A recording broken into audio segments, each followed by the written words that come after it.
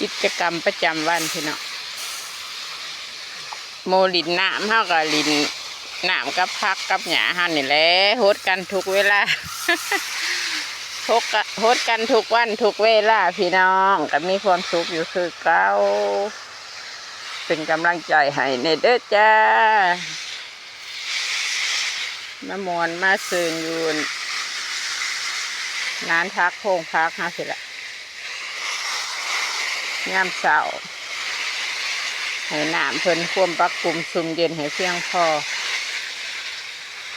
จะสวยมาแดดแห้งแดดกะคักเฮากับโบเหียวนะพี่น้องคักกับโบเหียวโบโศกโบเศร้าสดชื่นโอ้พอเพิ่นอันนี้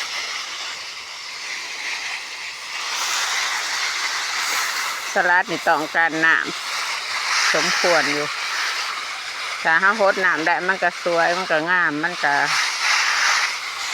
ต้นมันก็อุดมสมบูรณ์พี่น้องอย่าไปเว้าเด้อว่าเพิ่นบ่มักน้ำนะมักน้ำเฮาปลูกในครั้งแรกอาทิตย์ทำอิฐนี่เฮาก็ใส่น้ำนั่นบ่หลายอยู่อาทิตย์ที่1อาทิตย์ที่2ก็เพิ่มขึ้นอาทิตย์ที่3ที่4ไปแล้วแม่นเพิ่มน้ำเล็งน้ำเพื่อเฮ็ดให้ใบกรอบแล้วก็บ่ให้มันมีรสขมพัก50เป็นใบกรอบๆและการความสดชื่นของพักเนาะมันสิบ่เหี่ยวบ่เสาพี่น้องกกไงใบนาคือเพิ่นว่าแหละถ้าว่าน้ำเฮาเพียงพอพักนี่มันในอายุสุดท้ายแล้วของรอบเดือนรอบทิศเฮาสิตัดเนี่ยต้องได้เพิ่มน้ำเร่งน้ำถ้าว่าเฮาใส่น้ำบ่เพียงพอนะพักเฮาก็สิใบแก่ใบ ใบมันสิบ่กรอบบ่อ่อนนะพี่น้องถ้าน้ำพ่อนะใบสิสดสิซื่นแล้วก็กินกับกรอบ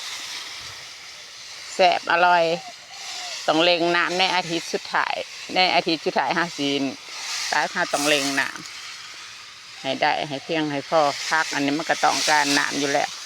มันก็กงกันขามคืนกวงตุงของเตะกวงตุงดอกในเฮาใส่น้ำร้ายบ่ได้ตัวนั้นนะถ้าใส่น้ำร้ายเพิ่นสีเนาเฮ็ดให้ลำต้นเนาแล้วกันบ่ได้เนาะเฮาต้อง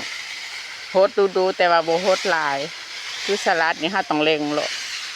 ในอาทิตย์สุดท้ายนี่เฮาต้องเล็งน้ำต้นเพิ่นก็สิใหญ่